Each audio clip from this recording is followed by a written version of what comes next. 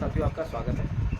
और आज का जो विषय है, जो आपने सुना होगा सभी लोगों ने कि सिंधु जल संधि योजना, तो जिसमें कि मैं समझता हूँ कि इस पर मतलब विश्लेषण तो काफ़ी लोगों ने किया था, लेकिन हमने भी कुछ जानकारी जुटाई है। शायद आपको पसंद आए, हमारे वीडियो को पसंद आए तो कमेंट में जरूर लिखिएगा अगर आपको पसंद आता है तो।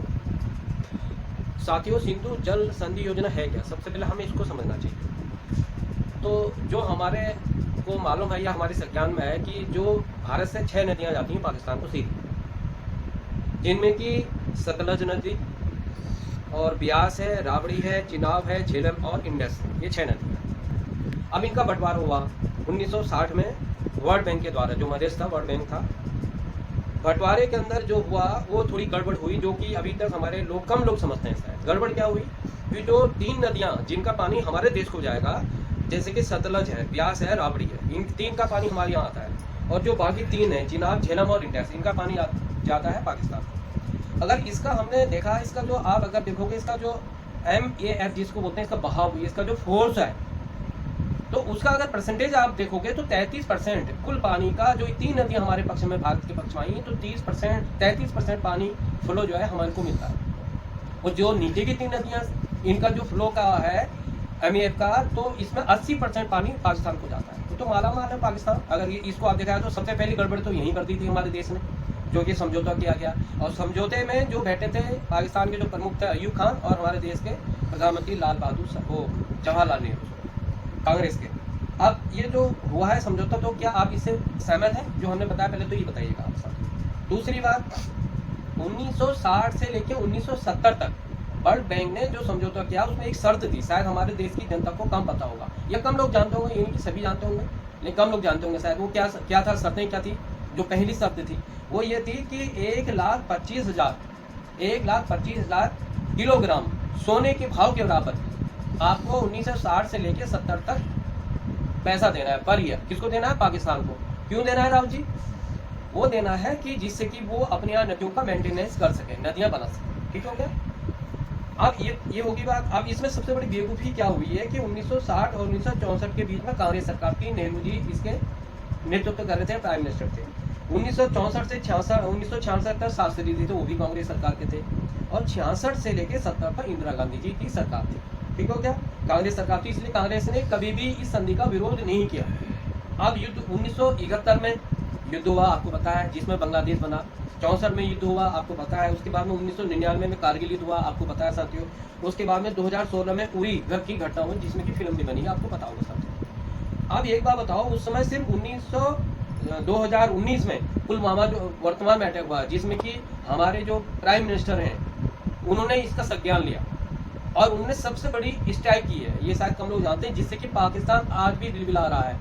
और जो ना तो एक गोली चलाई, ना एक मतलब ये नहीं कि मिसाइल दागी हो, लेकिन पाकिस्तान पूरा हिल गया है। क्यों हिल गया है? क्योंकि 90% तो जनता इसी पानी के भरोसे है, जो मैंने बताया, जिसका फ्लो 80% जाता है 3 नदियों का। रोक दिया है तो पाकिस्तान के पास क्या है? आज के समय पर एक दाना भी नहीं हो पाएगा साथियों।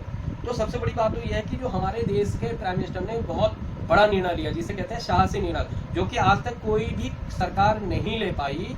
वो स्ट्राइक कर दी मोदी जी ने। देश की जनता ऐसा नहीं है। युद्ध लड़ना अलग चीज है, मरना जीना अलग चीज, लेकिन बिना एक गोली चलाए पाकिस्तान पूरा बिलबिला रखा है। आज पूरा पाकिस्तान परेशान है। तो साथियों, इसलिए मुझे ये न्यूज आपको देनी थी, बहुत जरूरी थी, कि सर्जिकल स्ट्राइक जो हमारे देश ने की है प्राइम मिनिस्टर जी ने। और एक चीज और छोटी सी बात बताना चाहता हूँ साथियों, अब जो 33% पानी का फ्लो हमारे यहाँ आता है, उससे हमारे देश में कितनी कमी आप समझिए। हरियाणा में कितनी कमी आप समझिए। हरियाणा नंबर 1, पंजाब नंबर 2, और उसके बाद में राजस्थान। ये 3 राज्यों को पानी मिल ही नहीं पाता, जो सबसे बड़ी कमी है।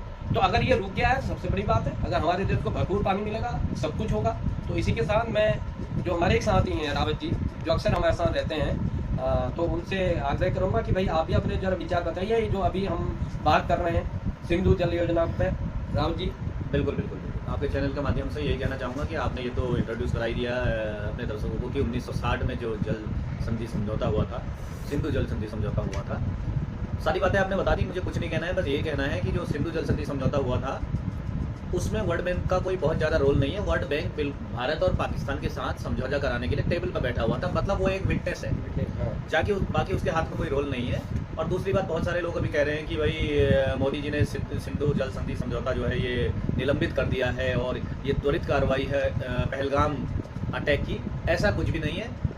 मोदी जी के दूसरे कार्यकाल से इस जल समझौते का रिव्यू चल रहा है। इस पर स्टडी चल रही कि क्या क्या मामले और क्या क्या चीज़ें, क्या क्या पॉइंट्स ऐसे हो सकते हैं कि हम इसमें कुछ फेरबदल कर सकें या ज़रूरत पड़ने पर हम इसे निलंबित कर सकें या पूरी तरह से रद्द कर सकें। तो उसी का ये एक हिस्सा है और रिव्यू करने की वजह से ही इसको जो है निलंबित किया गया है।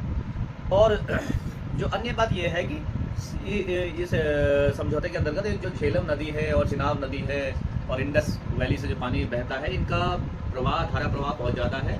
और हमारी सरकार ने इसको बोला है कि हम इसको रोकेंगे, प्रवाह को जरूर रोकना चाहिए, एक बूंद पानी भी नहीं जाना चाहिए पाकिस्तान की तरफ। लेकिन दूसरी ओर ये बहुत बड़ा चैलेंजिंग भी है, क्योंकि वर्तमान में हमारे पास इतना बड़ा इंफ्रास्ट्रक्चर नहीं है जिसके कारण हम एक एक बूंद पानी भी रोक सकें।